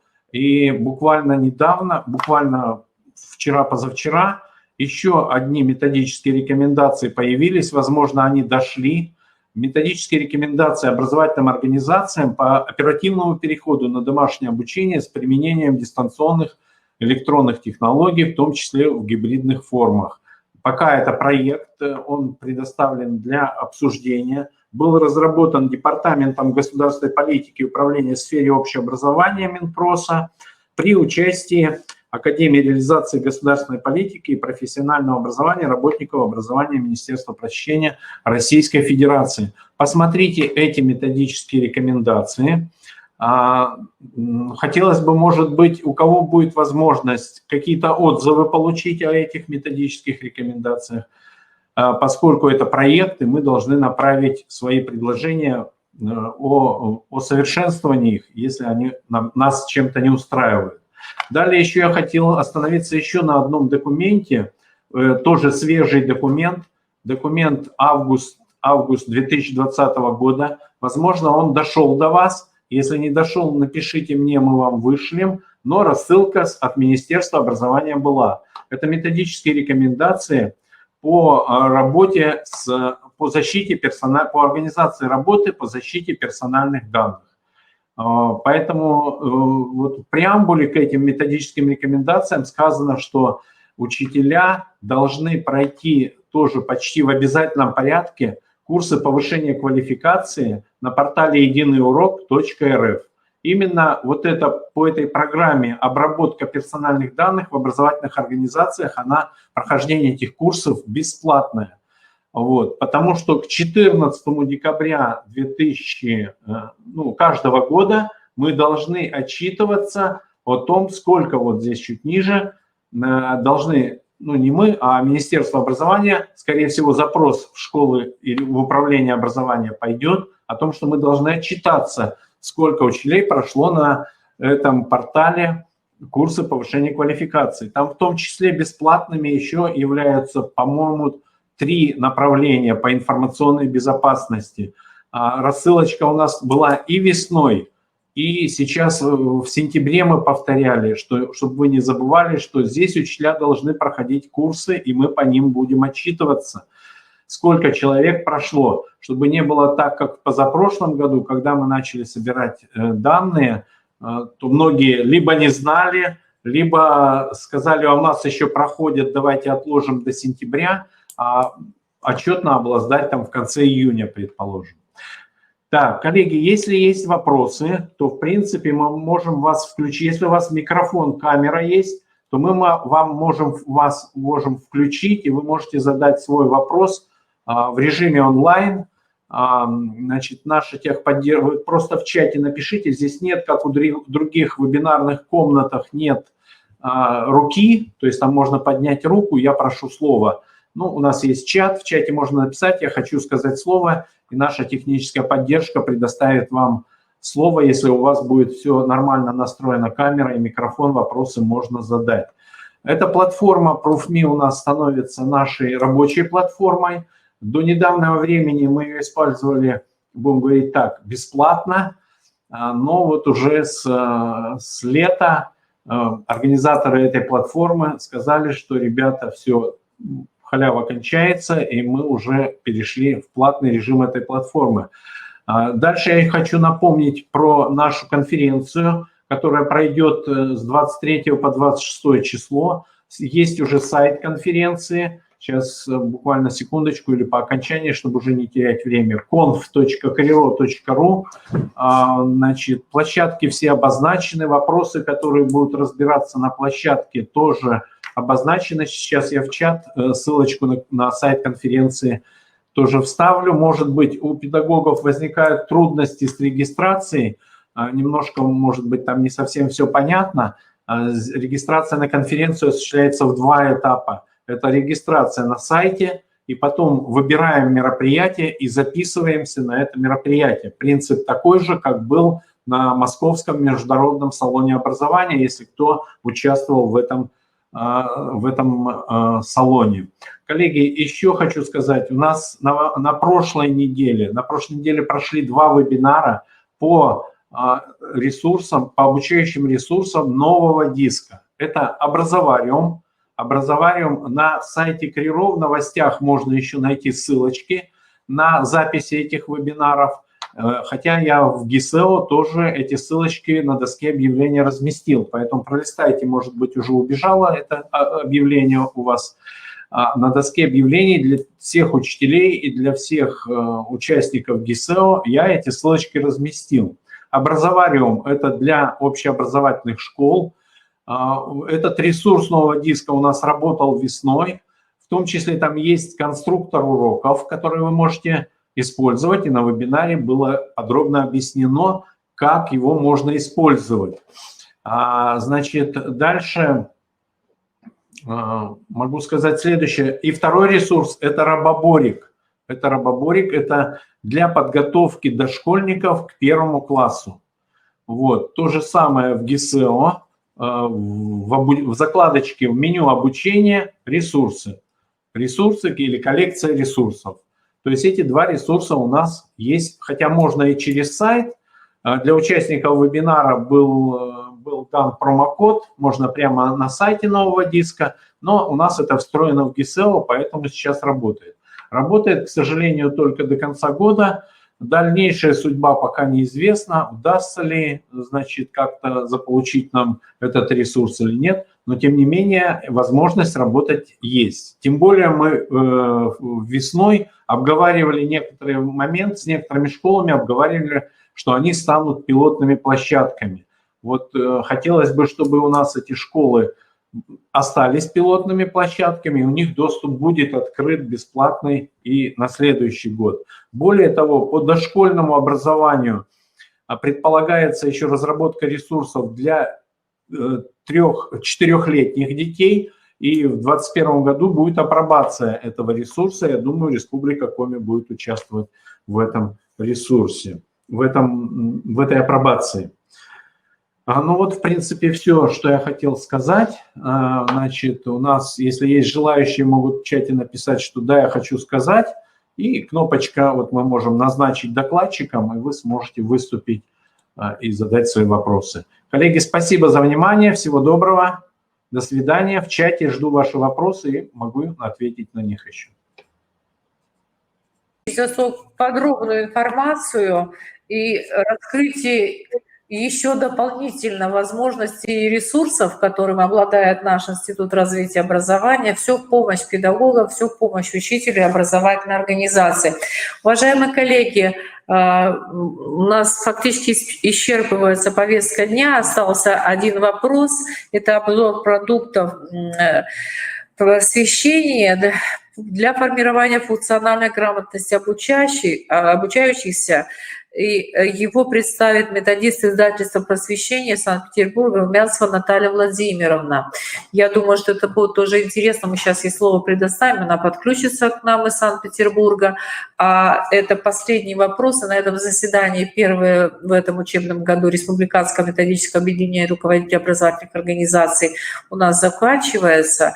Я еще раз вас отсылаю к сайту КРИРО, и вы можете по вкладочкам найти, где располагаются все материалы работы республиканских методических объединений, и выслать все, что вам необходимо, я имею в виду ваши запросы, ваши пожелания, что бы вы хотели, какие вопросы осветить на наших заседаниях, какую информацию еще озвучить, получить, задать свои вопросы, чтобы мы получили обратную связь и выстроили работу методического объединения именно по вашим запросам, по той необходимой вам и актуальной информации, которая вам нужна в вашей повседневной деятельности. Большое всем спасибо, всего доброго, хороших выходных.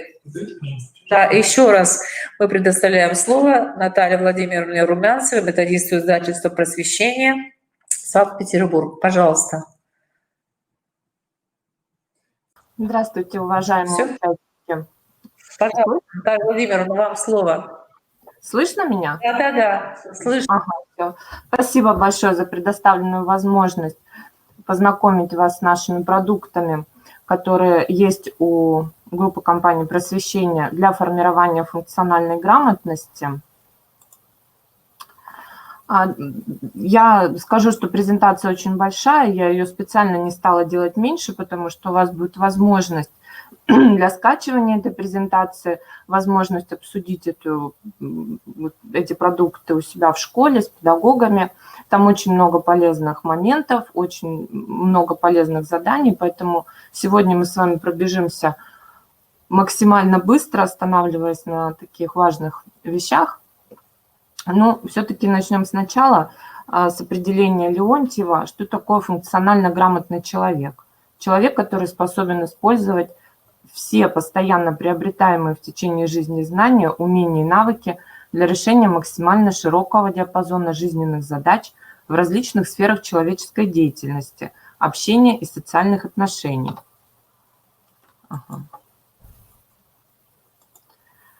Обратите внимание вот на этот слайд. Это графики международных исследований PIRLS, TIMSS и PISA. Как раз-таки исследование PISA показывает нам уровень сформированности функциональной грамотности у школьников России. Вы можете видеть, что вот это последние 3 столбика – это показатели по читательской грамотности, математической грамотности, естественно, научной грамотности. И они располагаются ниже среднего уровня. Остальные же исследования PIRLS и TIMSS графики заметно выше среднего уровня, и эти исследования показывают качество образования в предметных областях. Что же тогда измеряет PISA? Как раз-таки здесь мы можем говорить о новой проблеме, которая встает перед нами, о формализме знаний, о том, что знания в предметных областях есть, очевидно говорят графики, а то, что эти знания школьники не могут применить в жизненных ситуациях, об этом говорят как раз низкие показатели в исследовании PISA. По анализу этого графика видно, что 20-30% не достигают даже порогового уровня по функциональной грамотности по всем 3 областям, по чтению, по математике и естествознанию. И только 5% способны самостоятельно мыслить и функционировать в сложных условиях. Обратите внимание, это составляющие функциональной грамотности для модели PISA. Основными компонентами всегда являются читательская грамотность, математическая грамотность, естественно-научная грамотность. И какой-то один компонент является ведущим в исследовании. В будущем исследовании это будет математическая грамотность. В 2025 году это будет, естественно, научная грамотность. И есть еще также 2 дополнительных компонента – финансовая грамотность и глобальные компетенции и креативное мышление. Глобальные компетенции как раз-таки будут дополнительным ведущим компонентом в исследовании 2022 года. Обратите внимание вот здесь вот на графике. Это концептуальная рамка оценки функциональной грамотности исследований PISA. Содержательная модель как раз-таки представляет собой предметную область, типы текста, естественно-научные предметы, методология, разделы математики. Контексты и ситуации. Понятно, что эта область связана с конкретными жизненными ситуациями, целями чтения, мир индивидуума, социума, образования и науки, здоровье, ресурсы, окружающая среда, все самые актуальные вопросы. И компетентностная область – это как раз-таки возможность работать с информацией, находить, извлекать, осмысливать, оценивать, интерпретировать, формулировать и так далее, и так далее. И как раз-таки на пересечении всех 3 областей и лежит блок заданий, которые необходимо выполнять на исследовании PISA. Я хочу вас как раз-таки познакомить с примерными заданиями, не будем их уже разбирать, потому что я вижу, что мало времени, но пускай они у вас останутся, если будут вопросы, вы можете с нами связаться, и я их как-то вам прокомментирую подробнее. Обратите внимание на такие аспекты, которые позволяют формировать функциональную грамотность на эффективные педагогические практики. Необходимо использовать в предметных областях создание учебных ситуаций, инициирующих учебную деятельность учащихся, мотивирующих их на учебную деятельность и проясняющих смыслы этой деятельности. Учение в общении или учебное сотрудничество, поисковая активность и оценочная самостоятельность школьников. Когда есть задание на самопроверку или на взаимооценку, приобретение опыта, здесь помогут кейсы, ролевые игры, диспуты, требующие разрешения проблем, принятия решений, позитивного поведения. Вот так выглядит серия «Функциональная грамотность. Учимся для жизни». Почему такое, в общем-то, название есть? Потому что функциональная грамотность – это применение знаний в жизненных ситуациях. Наша задача – сформировать эту платформу, чтобы учащиеся не только ради исследования, но и вообще в жизни могли применять свои знания. По сути, получается, что у ребят есть инструмент, которым они не знают, как пользоваться. Знания есть, как применить в жизни, они не знают. Вот так выглядит читательская грамотность. Обратите внимание, в каждом задании будет большое количество текстов разного формата. Например, объявление, какой-то лозунг, инструкция. Здесь инструкция по раздельному сбору мусора. Также вы видите содержание к пособию читательской грамотности. Далее это задание разворачивается таким образом, что предлагается диаграмма, на которой нужно выбрать, диаграмма называется «Где в России удобно собирать мусор раздельно». И какое-то задание к этой диаграмме. Допустим, выбрать 3 города, в которых более удобно собирать мусор, чем в Стерлитамаке. Здесь, конечно же, нужно не только уметь внимательно читать текст, но и уметь работать с диаграммой. Дальше задание может усложниться. Как вы думаете, изменился бы порядок городов в списке, если бы учитывался процент жителей, сортирующих мусор? Здесь уже нужно на ситуацию взглянуть совсем по-другому. Одно дело, когда в городе есть доступные для раздельного сбора мусора ресурсы, и другое дело, когда есть жители, которые реально ими пользуются. Вот эту ситуацию нужно будет проанализировать, как это влияет и как это может изменить ситуацию.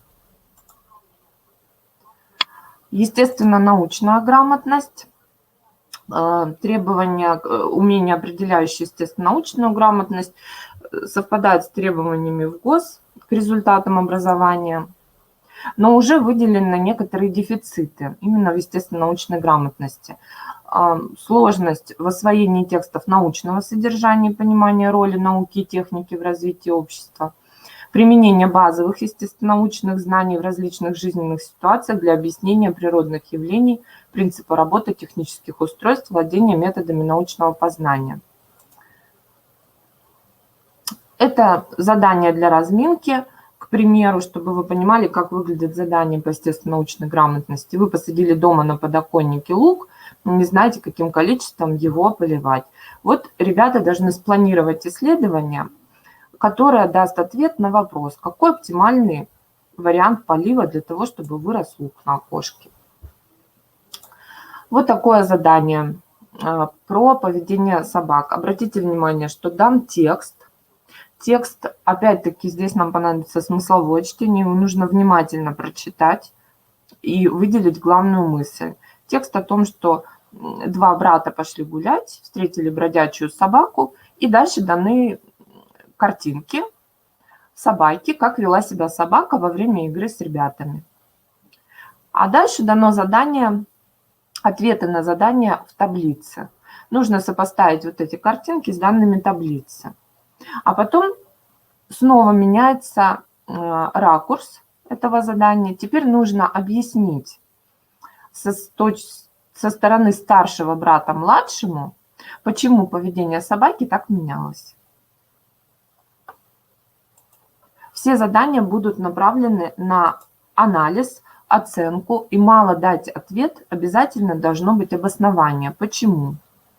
Обоснование исходя из текста, с примерами, и оно должно быть понятное.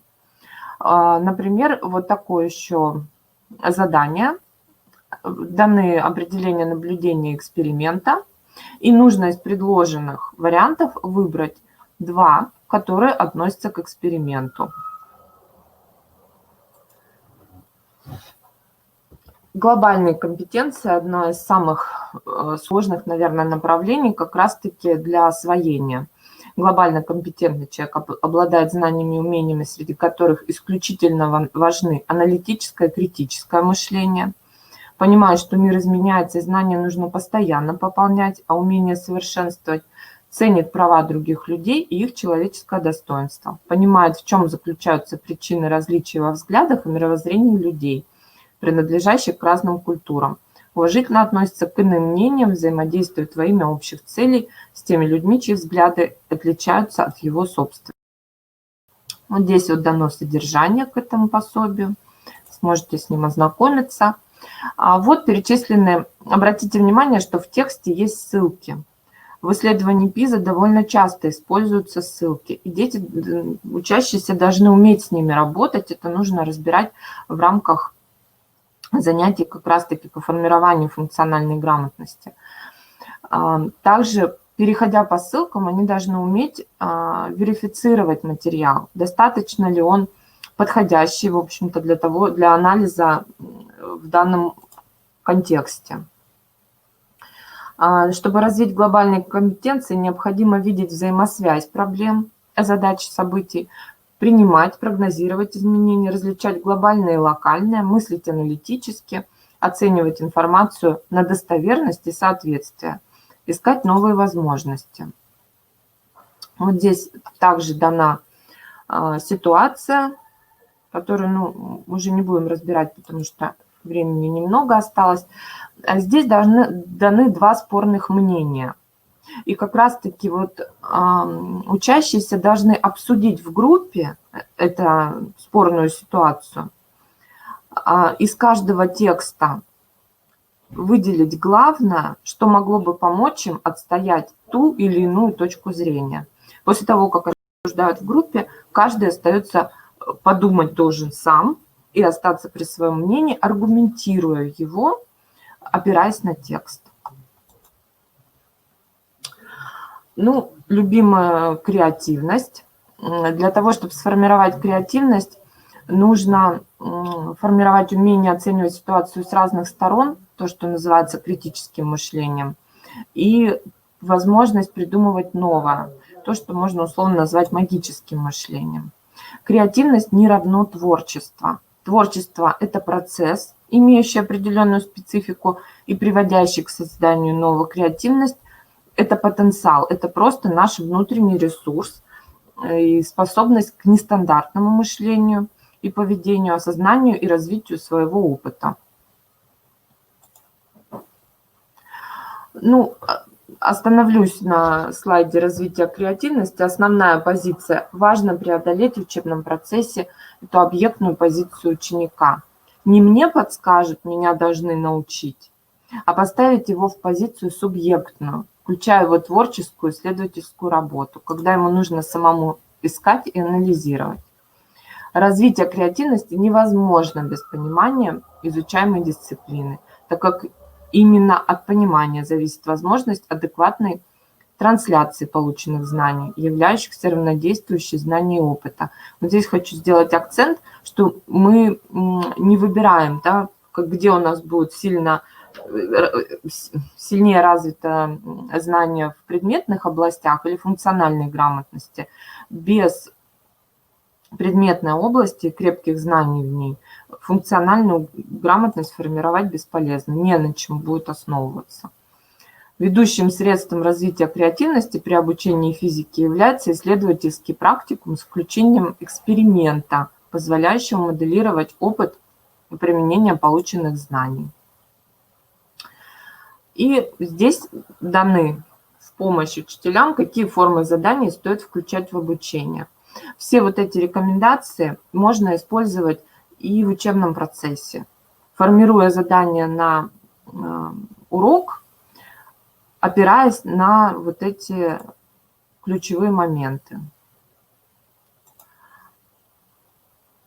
Так, это все будет в помощь учителям-предметникам. Обращу ваше внимание на такой способ, скэмпер называется, для формирования креативности. Ну, не будем это делать, просто расскажу, что вот такое задание. В каждой школе есть обычные школьные парты. Как вы думаете, какой может стать школьная парта в будущем? Как можно усовершенствовать парту? И вот, используя вот это простой инструмент, можно сформировать нечто креативное. Начинаем поэтапно. Заменить. Что-то в этой партии можно заменить. Не знаю, ножки можно заменить на колесики. Комбинировать.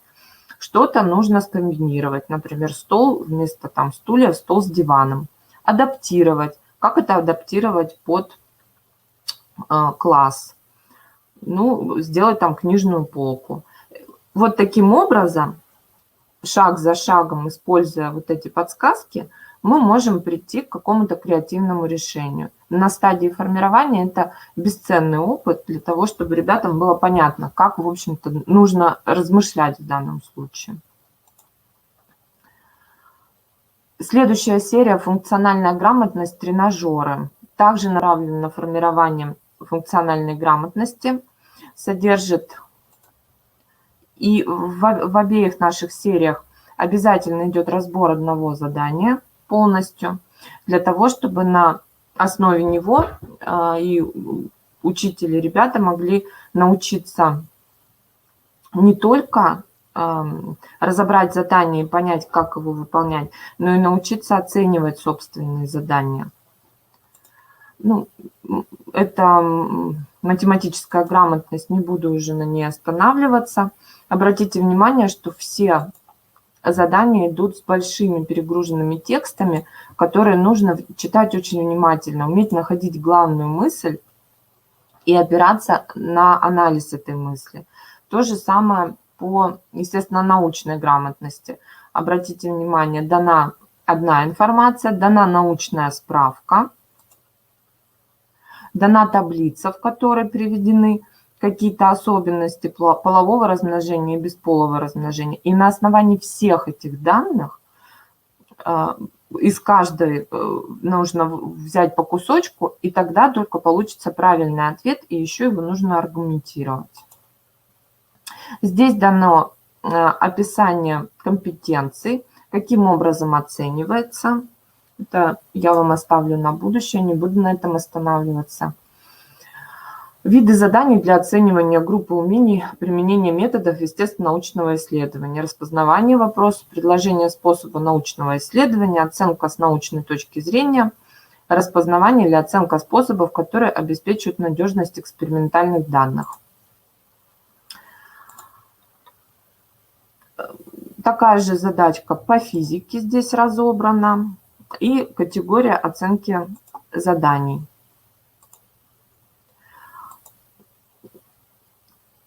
Живые космические жизнь вне Земли, космическая задачка, тоже не буду на ней останавливаться. Хочу показать еще одну серию в ГОС «Оценка образовательных достижений». Это не новая серия, метапредметные результаты.